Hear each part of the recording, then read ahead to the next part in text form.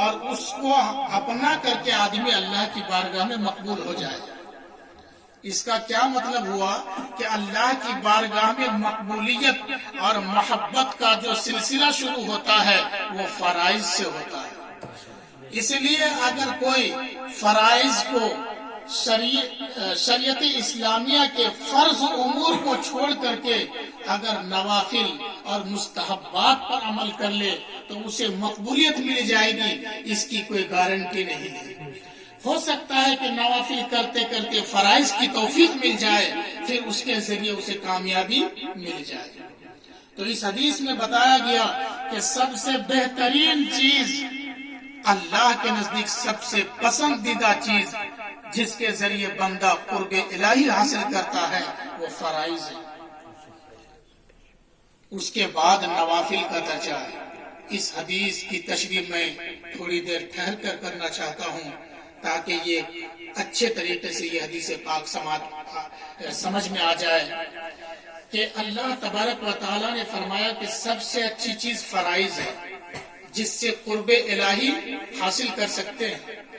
میں پوچھنا چاہتا ہوں کہ فرائض غیر محدود ہے یا محدود ہے؟ فرائض شریعت اسلامیہ میں جو فرض چیزیں ہیں یہ محدود ہے یا غیر محدود ہے؟ محدود ہے، چند ہے. نماز کتنے فرض ہیں سب کو معلوم ہے، چند ہے. زکوٰۃ بھی محدود ہے، صدقہ فطر وہ بھی محدود ہے، قربانی یہ بھی محدود مقدار میں ہے، حج یہ بھی محدود ہے. تو جو فرائض ہیں یہ محدود ہیں، اور جب فرائض محدود ہیں تو پھر قرب الہی میں اضافہ کیسے ہوگا؟ فرائض پر عمل کر لیے، قرب مل گیا. بندہ اگر چاہے کہ بارگاہ خداوندی میں وہ مزید قرب حاصل کرے اور آگے ترقی کرتا جائے تو اس کے لیے کیا ہوگا؟ فرائض تو ہے نہیں زیادہ. اس کے بعد اللہ رب العالمین نے ایسے لوگوں کے لیے جو اللہ کی خوب قریب ہونا چاہتے ہوں، اللہ کا قرب خوب حاصل کرنا چاہتے ہوں، ایسے لوگوں کے لیے اللہ نے ارشاد فرمایا وَمَا يَزَالُ عَبْدِي يَتَقَرَّبُ إِلَيَّ بِالنَّوَافِلِ حَتَّى أُحِبَّهُ، کہ بندہ جب فرائض پر عمل کر کے میرا قرب حاصل کر لیتا ہے تو اس قرب میں وہ اضافہ حاصل کرتے جاتا ہے، بڑھتا جاتا ہے. کس چیز کے ذریعے؟ نوافل کے ذریعے. اس نوافل سے مراد صرف نفل نماز نہیں بلکہ کوئی بھی نفل عبادت چاہے زکوٰۃ میں ہو، نماز میں ہو، حج میں ہو، روزے سے ہو، کوئی بھی نفل عبادت بندہ نفل کرتا جاتا ہے، اللہ کی بارگاہ میں قرب کا مقام اور بھی مزید سے مزید حاصل کرتا جاتا ہے. اس کے بعد اللہ تبارک و تعالی ارشاد فرماتا ہے اتنا حاصل کر لیتا ہے کہ میرے نزدیک وہ بہت زیادہ محبوب ہو جاتا ہے. فَإِذَا أَحْبَبْتُهُ، اور جب میں اس سے محبت کرنے لگتا ہوں كُنْتُ سَمْعَهُ الَّذِي يَسْمَعُ بِهِ وَبَصَرَهُ الَّذِي يُبْصِرُ بِهِ وَيَدَهُ الَّتِي يَبْطِشُ بِهَا وَرِجْلَهُ الَّتِي يَمْشِي بِهَا وَإِنْ سَأَلَنِي لَأُعْطِيَنَّ وَلَئِنِ اسْتَعَاذَنِي لَأُعِيذَنَّ او کما قال النبی صلی اللہ علیہ وسلم.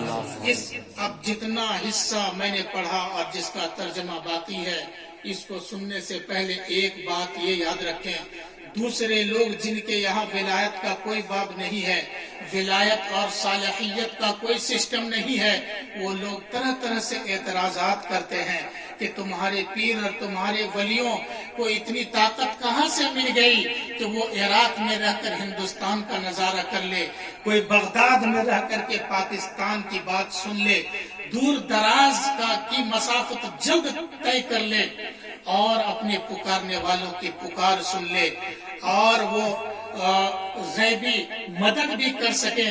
یہ ساری قوتیں کہاں سے آ گئی تمہارے ان لوگوں کے پاس؟ مومنین تو دنیا میں بہت ہیں مگر سب کے پاس یہ طاقت نہیں آتی ہے. تو میں کہنا چاہوں گا بخاری شریف کی اس روایت میں ان سوالوں کے بہترین جوابات دیے گئے ہیں. وہ اس طور پر کہ ارے تم پر اللہ نے جو عبادتیں فرض کیا ان فرضوں پر عمل کیا تو اللہ تعالیٰ نے تمہیں اپنا قرب عطا کیا. تمہارے کان میں جو طاقت ہے وہ بھی اللہ ہی کی دی ہوئی ہے, آنکھ میں جو طاقت ہے وہ بھی اللہ ہی کی دی ہوئی ہے, لیکن تم نے اتنا زیادہ نفل تو کیا ہی نہیں جتنا ہمارے اولیاء نے کیا, جتنا ہمارے بزرگان دین نے کیا. جب بزرگوں نے اور اولیاء امت نے فرائض کے علاوہ نوافل کثرت سے کیا تو من جانب اللہ انہیں یہ تحفہ عطا ہوا کہ میرا فلاں بندہ مثلا عبد القادر یا غریب نواز فرائض کے علاوہ نفل پڑھتا جاتا ہے, نفلی عبادت کرتا جاتا ہے, تو چلو عام آدمی سے زیادہ اس کی قوت سماعت میں اضافہ کر دو, اور عام آدمی سے زیادہ اس کی نگاہ میں قوت بڑھا دو, اس کے پیر کی قوت بڑھا دو, ہاتھ میں طاقت بڑھا دو, پھر من جانب اللہ یہ ساری قوت بڑھا دی جاتی ہے. اب اگر اس کے بعد اگر کوئی ولی اللہ کا خاص مقرب بندہ اگر دور دراز سے اپنے متعلقین کو دیکھ لیں, آواز سن لیں, تو یہ کوئی تعجب اور حیرت کی بات نہیں ہے, اس لیے کہ اللہ کی بارگاہ میں انہوں نے خوب قرب حاصل کیا تو اللہ تعالیٰ نے بھی ان کی سماعت بڑھا دی, بصارت بڑھا دی, ہاتھ کی طاقت بڑھا دیا, پیر میں چلنے کی قوت بڑھا دیا. اس کے بعد آقا کریم اللہ تعالیٰ ارشاد فرماتا ہے وَإِن سَأَلَنِي کہ اگر ایسے بندے مجھ سے کوئی چیز مانگ لیتے ہیں لَأُعْطِيَنَّ تو ضرور میں انہیں سبحان اللہ سبحان اللہ. وَلَئِنِ اسْتَعَاذَنِي اور اگر کسی چیز سے میری پناہ لیتے ہیں تو میں انہیں پناہ بھی ضرور دیتا ہوں. سبحان اللہ. یہ تو بزرگان دین کے فضائل, مناقب اور مراتب کے حوالے سے میں نے چند حدیثیں پڑھی. اب اس کے بعد میں تھوڑی دیر اور چند باتیں عرض کروں گا, پھر اپنا بیان ختم کر دوں گا کہ ان بزرگوں کے ساتھ ہمارا کیا رویہ ہونا چاہیے, ہمارا کیا سلوک اور برتاؤ ہونا چاہیے. کیا قرآن اور حدیث نے صرف یہ فضائل بیان کیے یا عام مومنین کو بھی کچھ حکم دیا ہے؟ تو آئیے میں آپ کو بتاؤں, قرآن مقدس کی پہلی سورت سورۃ الفاتحہ میں ہے اہدنا الصراط المستقیم صراط الذین انعمت علیہم. جب بندہ یہ کہہ لیتا ہے کہ اے اللہ, جب بندہ اللہ کی تعریف پہلے کر لیتا ہے الحمدللہ رب العالمین, تمام تعریف اللہ کے لیے جو سارے جہان کا رب ہے, الرحمن الرحیم اور جو سارے جہان کو پالا رحم و کرم کے ساتھ, مالک یوم الدین پھر ان سب کا حساب کتاب بھی لینے والا ہے. ایاک نعبد اے اللہ ہم تیری ہی عبادت کرتے ہیں, وَإِيَّاكَ نَسْتَعِينُ اور تجھی سے مدد چاہتے ہیں. اتنا بول دینے کے بعد اللہ تبارک و تعالیٰ نے اس صورت میں دین کا ایک تعارف پیش کیا, دین کی پہچان بتائی. پہلے تو ایک دعا ہے اہدنا الصراط المستقیم, اے اللہ ہمیں صراط مستقیم پر چلا, صراط مستقیم پر چلا. صراط مستقیم کیا ہے؟ دنیا میں دو طریقے سے کسی بھی چیز کی پہچان کرائی جاتی ہے, یا تو زبانی کہہ دیا جاتا ہے کہ اس کے یہ اوصاف ہیں اور یہ دین ہے. مثلا دین اسلام کی پہچان دو طریقے سے کر سکتے ہیں. ایک دین کس کا نام ہے؟ آپ اللہ کو ایک مانیں, رسول پر ایمان لائے, انہیں سچا مانیں, اس کے بعد آپ نماز پڑھیں, روزہ رکھیں, استطاعت ہو تو زکوٰۃ دیں, استطاعت ہو تو حج کریں. یہ دین اسلام کی پہچان ہے اور یہ دین اسلام کا تعارف ہے. اور خود حدیث پاک میں ہے, قرآن مقدس میں ہے یہ پہچان, حج, زکوٰۃ, روزے, ساری چیزوں کا بیان موجود ہے. مگر سورہ فاتحہ میں میرے رب العالمین نے ایک الگ انداز سے دین اسلام کا تعارف پیش کیا, دین اسلام کی شناخت پیش کیا. کیونکہ کسی کو کسی چیز کی پہچان بتانے کا ایک یہ بھی طریقہ ہوتا ہے کہ فلاں کی طرح سمجھ جاؤ. تو اللہ رب العالمین نے فرمایا کہ صراط الذین انعمت علیہم, ان لوگوں کا راستہ صراط مستقیم ہے جن پر تو نے انعام فرمایا. سبحان اللہ سبحان اللہ. اللہ تبارک و تعالیٰ نے اس سورہ میں یہ نہیں فرمایا میرا راستہ، بلکہ کیا کہا؟ صراط الذین انعمت علیہم، ان لوگوں کا راستہ، یعنی ان بزرگوں کا راستہ جن پر تو نے انعام فرمایا، غیر المغضوب علیہم ولا الضالین، اور ان لوگوں کا راستہ نہیں جن سے تو ناراض ہے اور جن پر تیرا غضب ہے. اور یہ کون لوگ ہیں جن پر اللہ نے انعام فرمایا؟ اس آیت کی تفسیر خود دوسری آیت سے ہوتی ہے، جہاں اللہ رب العالمین نے ارشاد فرمایا مع الذین انعم اللہ علیہم من النبیین، جن پر اللہ نے انعام فرمایا ان کے ساتھ ہو جاؤ. مع الذین، اس آیت سے اللہ رب العالمین نے حکم دیا کہ لوگوں تم اگر اس درجے کو نہیں پہنچے تو تم کیا کرو؟ ان لوگوں کے ساتھ ہو جاؤ، ان لوگوں کی صحبت اختیار کر لو جن لوگوں پر اللہ نے انعام فرمایا ہے. وہ کون لوگ ہیں؟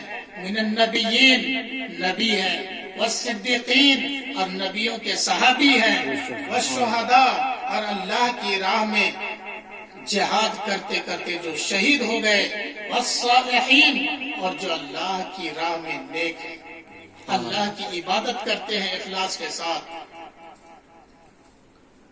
اور برائیوں سے پرہیز کرتے ہیں، نیک کام کرتے ہیں، وہ صالحین کہلاتے ہیں. اس کے بعد اللہ تبارک و تعالی نے فرمایا کہ حسن اولئک رفیقا، کہ یہ لوگ بہترین ساتھی ہیں، ان کی صحبت بہترین ہے، ان کی صحبت اختیار کرو. اب اگر میں تلاشوں تو نبوت کا دروازہ بند ہو چکا ہے، نبی کی صحبت نہیں ملنے والی ہے.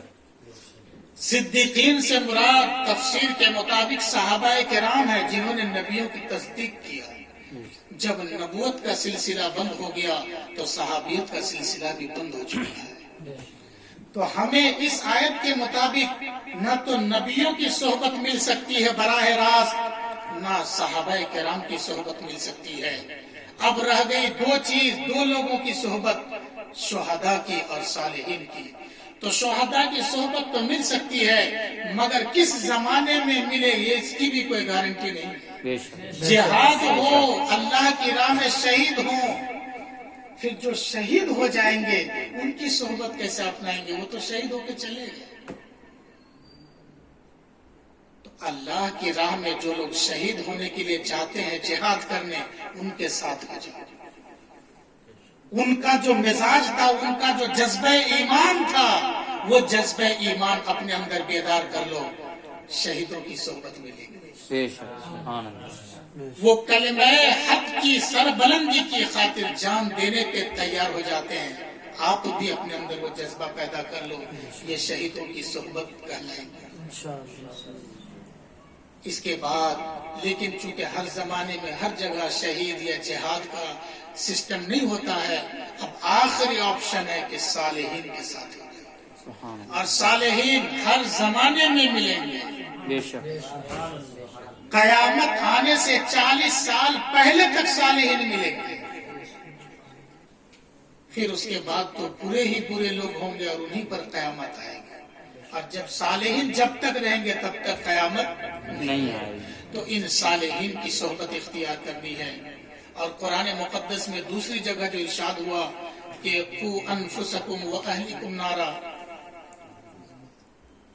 اس کے بعد کیا ہے؟ وَكُونُوا مَعَ الصَّادِقِينَ. تو اس صادقین سے مراد الگ ہے. اور میں نے پہلی آیت میں جو صدیقین پڑھا، وہاں صدیقین سے مراد صحابہ کرام ہے. باقی جو صادقین کہلاتے ہیں اس سے عام مومن، نیک مومن مراد ہوتے ہیں. یہ میں نے چند باتیں آپ حضرات کے سامنے رکھی ولایت اور بزرگان دین سے متعلق، تاکہ بیجا تنقید اور تبصرہ نہ ہو اور ان سے صحیح الفت و عقیدت پیدا ہو. اور ہم بھی کوشش کریں کہ ہم لوگ بھی نوافل ادا کر کے اور اللہ کی بارگاہ میں نیک کام کر کے زیادہ سے زیادہ قرب حاصل کریں. انہی چند باتوں پر میں اپنا بیان ختم کرتا ہوں. استغفر اللہ ربی من کل ذنب واتوب الیہ وما علینا الا البلاغ. السلام علیکم ورحمۃ اللہ.